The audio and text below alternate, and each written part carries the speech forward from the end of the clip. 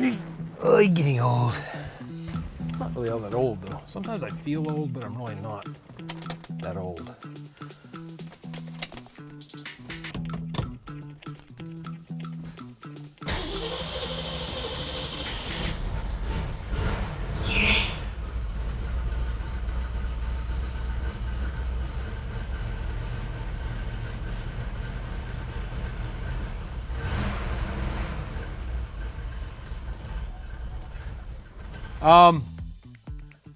This car doesn't have a big cam in it. It should idle very flat and smooth. So last week we had a problem of it not starting, and now we have a problem of it not running well after it gets started. What I'm hearing could be a plug issue. What I'm hearing could also be something in fuel delivery from the carburetor, which has sat in epic failure for a while. So I guess after the break, we're going to be figuring out exactly how this thing's going to run better than it runs right now, because now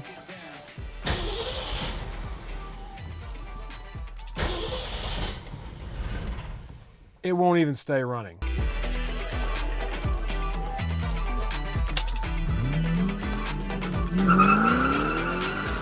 For 45 years, the Miller family and the dedicated staff at Autocrafters have been here helping you to restore your dream Ford. Thank you for your support. Here's to another 45 years of delivering parts for your Falcon, Fairlane, F-100, Galaxy, Maverick, and Pinto. Okay, so it runs, but it runs terribly. So what am I going to do to make it run well? One of the first things I think I'm going to do is I'm going to pull a plug on it to see what the plugs look like. And in order to do that, you're going to need a 3/8 inch wrench, 13/16 socket, and on some of these you can use an extension, which is what I'm going to do on this one. I'm going to pull number 1 and see what number 1 looks like. I have marked plug wires, so if I were a cheeky enough monkey, I could go in and just unplug everything. Secret sauce here is I've already had number 1 out, so it's a little loose. So I know what this plug looks like. This plug is very, very rich looking. It is black. I'm going to go ahead and change the plugs out in this. These are the correct Autolite 45s for it. They're just a copper core plug. So I think we'll be fine if we get rid of these and put another set of plugs in it. Do I like doing that? No, I really don't. I mean, I hate, these plugs aren't even all that old as far as the amount of time they've been running, but they are definitely not in the best of shape if number 1 is any indication of the rest of them. The reason I'm doing plugs first is if I have to break into the carburetor, I have to now be very careful because I don't have a ton of gasket sets for these. I have a lot of Holley gaskets. I could almost rebuild a complete Holley carburetor, but 2100s I don't have a ton of gaskets for. So I'm going to have to be super careful when I take that thing apart. Admittedly, there's only a couple of gaskets in there, but I want to make sure I do it right when I do it. So I'm going to go ahead and pull all the plugs out of it. I'm just going to rip them out of here off camera because you've seen us take plugs out hundreds of times. So I'm going to take them all out and inspect all of them, but I know that they look bad and they smell like old gas. And I don't know how to tell you how old gas smells. Just go find some old gas somewhere and huff it so you can know what I'm talking about. All right, away we go. All right, so I have pulled all the plugs out. You can see where we had some problems with rodenture on here. Anytime you have a car sitting up, the rodents are going to get in there. They're just going to muck around the engine bay and they're going to cause havoc. I don't find them around here chewing wires so much as they just piss on everything. So that's what this rust you see on the top of some of these plugs is. The bigger problem is how black the plugs are. Porcelain and electrodes, all black. I'm of a mind that you could go in and clean these if you really wanted to. I'm sure that you guys can come up with something and put it in the comments below to tell us what we should do. But at this point in the game, I'm not going to do anything other than just replacing these plugs with a new set, gap them out for the Petronics that's in there, and rock and roll. We'll try starting it after we put the plugs in it. And then if that doesn't work, we have to go into the carburetor, and that's because that's where the next problem is. We know our electrical system is good from the video we did last week. You can see that in the link down below me here, and also in the description below, there's a direct link for that. So check that out. But we're going to have a problem there. So I got to go get a set of plugs for this thing, And then hopefully the plugs will fix it and then we'll be done with this episode really quickly. I have a feeling that's not going to be the case. All right, amid all the pine straw on my car from Hurricane Helene, we're going to start the car now. We've got a set of 45 Autolite coppers in this. I just bought those because they're cheap.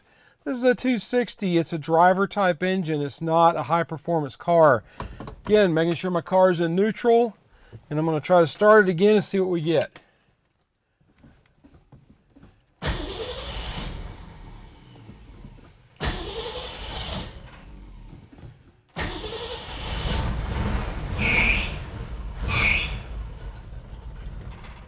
All right, that running the way it's running right now tells me that we probably have a carburetor problem on the idle circuit. We know that we're getting accelerator pump. We know we've got some gasoline in it. We know that the electronic ignition on it is operating correctly. So now what we're going to have to do is to go in and pull the carburetor off and work on it.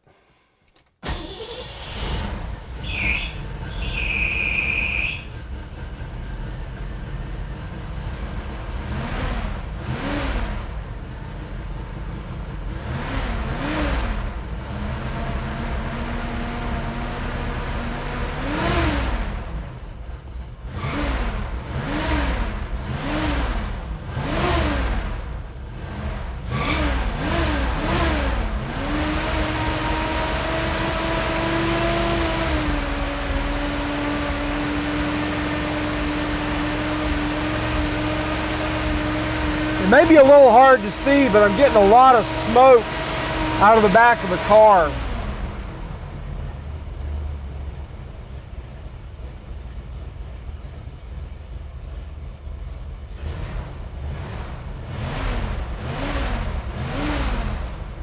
It doesn't smell like oil smoke, that smells like gas.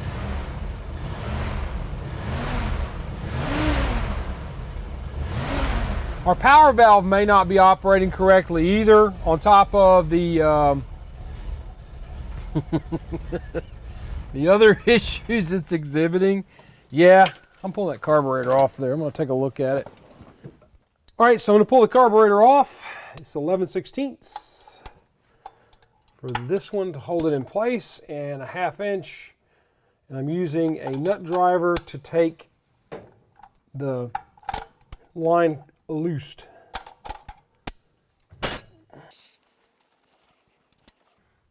Fuel smells pretty good. Should. It's fresh. I feel like I've done this before on a Mach 1. I'll have to hunt for that clip. It fell off down into the nether world.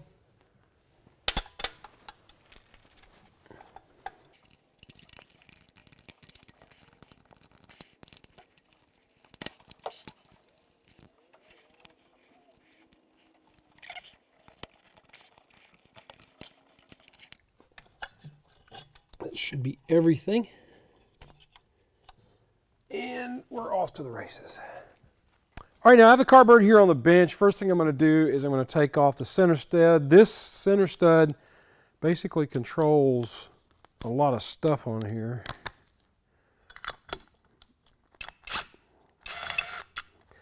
Choke on this side, there's the rod that runs down through here. I don't want to mess with this if I don't have to. So I'm going to try to do is take it out and thread it off of this piece right here. May or not be able to see that. It's only 4 screws holding this top on the base. Taking this off because I want to see what's going on down inside my carburetor. And then I'll go pour off any of the gas that may be inside of the carburetor. All my screws off to one side. It has the original carb tag on it. It's a C4OFA A3JB. Now all that means something. If you have a carburetor that is unmolested, that means that your all of your stuff inside is in good shape. It's matched to the car, so if you're running a stock configuration, that should be fine. The problem you can run into is when people start going in and mucking around with things like the boosters and all that underneath the cap. Now, one thing I notice here is I don't have any real fuel down in the fuel bowl. and I should still have a little bit of fuel in there. A lot of trash in the bottom of it. I don't know if you can see that down in there. I will pull out the needle and seat here. I'm not going to spend a ton of time talking about this. I'm basically doing an exploratory.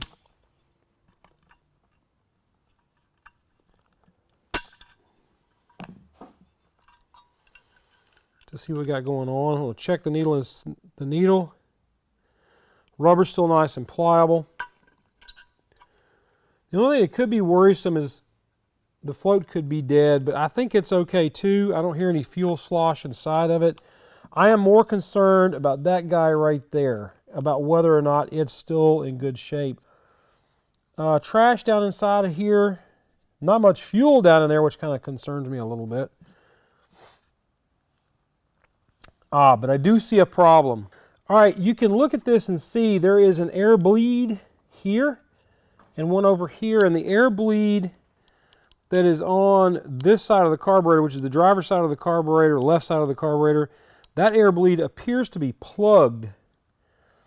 This could be indicative of bigger problems elsewhere within this carburetor. We're going to probably have to just take it out and do a really good cleanup on it. Make sure all of our passages and orifices are in good shape. I think some of this kind of stuff right there may be a part of what's going on problem-wise with this carburetor. I will now go in and pull this thing further apart, take the boosters out. This screwdriver is a little small for some of this, but these pieces should not be Gorilla tight either.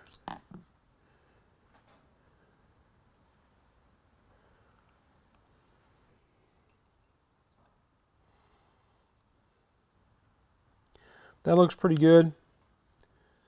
See, my boosters will pop loose.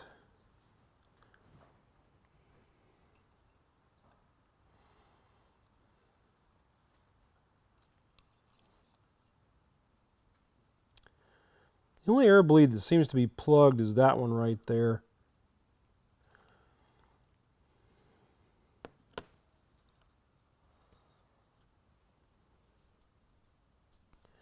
It is a little dirty in here.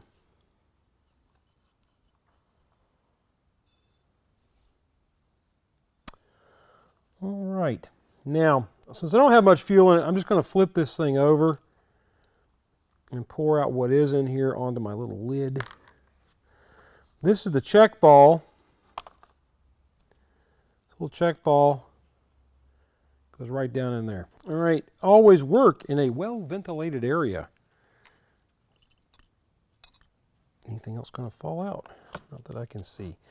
I'm a little concerned by this little old amount of fuel that's on the bottom side of this carburetor. I don't know that this is from this or it's from the power valve before. I'm showing you a little bit of footage right now of when we put the why we put the accelerator pump on this before. In order to try to get it to start and run and not leak fuel everywhere and possibly cause a fire, I added an accelerator pump. I keep accelerator pumps on stock now. This one's gone, so I've got to order another one from the guys at Autocrafters, but I'll need to get an accelerator pump for it. And I may need a power valve. I'm wondering if it's leaking down from the power valve and that's what's causing our problem. Because these power valves sit in fuel all the time and then they dry out, they get fuel on them, they dry out. Not a good setup at all for keeping that power valve in nice shape. So you could be getting fuel leaking by the power valve. It happens a lot. It can happen on Hollies as well. Not as big a problem as most people think, though. You don't pop a lot of power valves anymore. Lever up on this thing. There we go. Pop loose. There is some junk down inside of this one. And that is a, see, there's some evidence of skullduggery in here.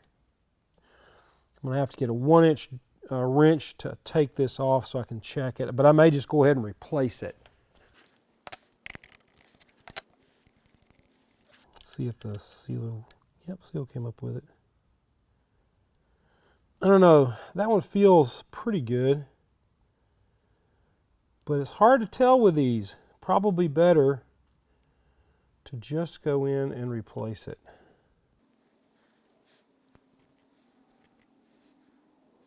Looking for the markings. There's markings usually on Holley power valves. On the older ones, they were marked out here on the shoulders of the perimeter. On the newer ones, they're marked inside of here. And I am not seeing numbers yet. I'm seeing some stuff inside of the power valve that I'm not happy with. I think I am just going to go ahead and straight up replace this one.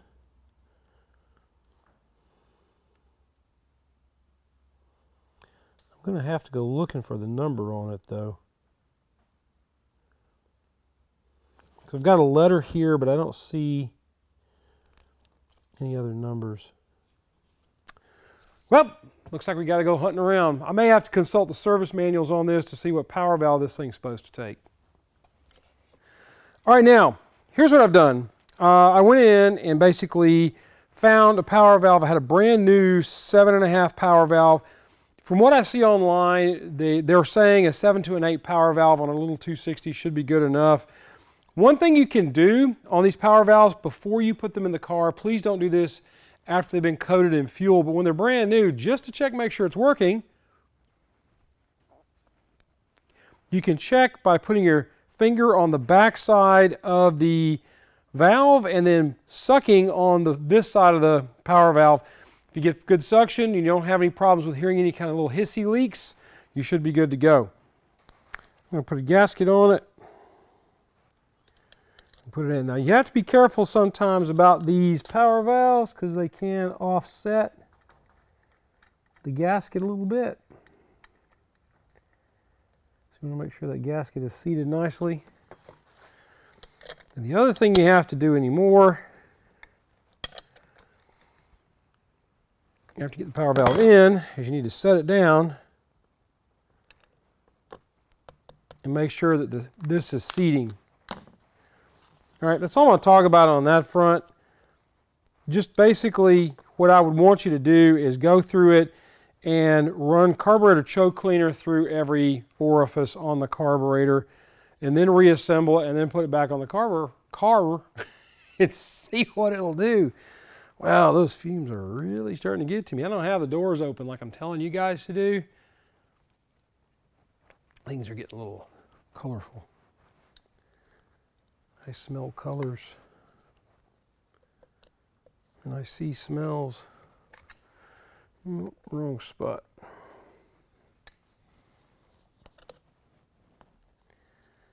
Got a 50-50 chance. 90% of the time you'll be wrong. So the two outside front ones are longer than the two back ones on an early. This is a C3 carburetor. It's an early 64. Or 63. Now I'm not going to show the rest of the reassembly of this. I'm just going to get it all put back together so we can put it on the car and see if we've made any difference at all by changing out the power valve and cleaning out some of those orifices inside the carburetor. Yeah, man. Right on. All right, because our carburetor is bare and no fuel in it, I'm going to pour a little bit of fuel down the throat of this carburetor to see if we can get a draw to pull fuel up into the carburetor to see if it'll start. Hopefully, it doesn't do what it did yesterday.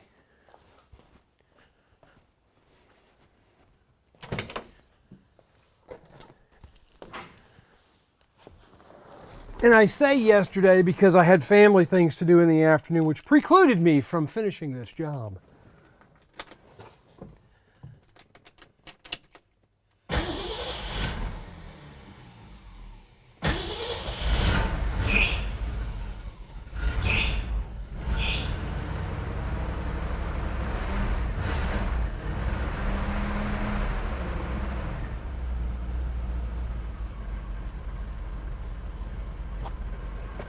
All right, I'm going to go look and see what our vacuum gauge is reading. It is idling better.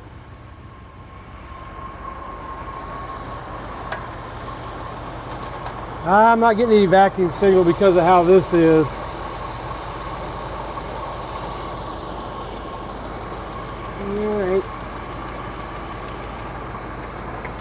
that out.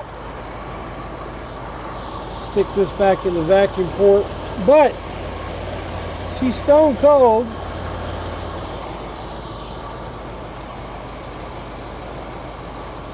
It seems to be idling pretty well. That's all it takes sometimes, folks, is just going in and cleaning the carburetor out, possibly throwing a new power valve in it, and she's good to go.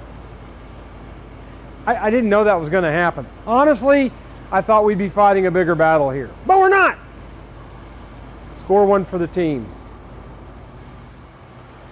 I probably should go and open the door.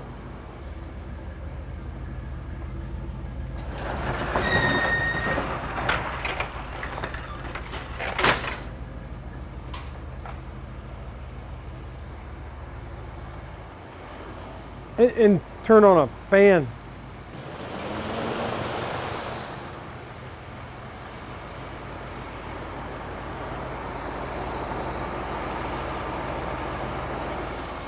All I want to do now, personally, is get an electric choke setup for this thing, because right now it's idling great, even cold.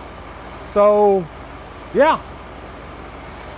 Who knew? I know it doesn't look like it's idling, but it is. I mean, you can hear it running behind me, but that's about as flat and nice and idle as you're going to want out of a 2100 carburetor. It's a little rich smelling, so I could probably back the idle jets off just a little bit. And I may do that once it warms up, but man, who would complain about that idle, huh? Look, folks, when you're doing this kind of stuff, it's really not that hard. I mean, honestly, if I can do it, you guys can do it. It's really just a matter of worrying through the problem. If I had heard a valve train noise whenever I started it up and it was running like trash, I would have immediately known I probably had a valve train issue, like maybe a valve was stuck and a push rod was bent, because it would make noise. There would be rattling and clattering of the push rod inside the bore that holds the push rod in. Again, fuel's not a problem. We have plenty of fuel. We saw that from the video we did last week. So now you can see that it's really not that hard to tune out one of these things. Honestly, I think the real problem was that one air bleed, because those two little pinholes that I showed you in the top of the booster assembly, those are your main air bleeds for the booster assembly.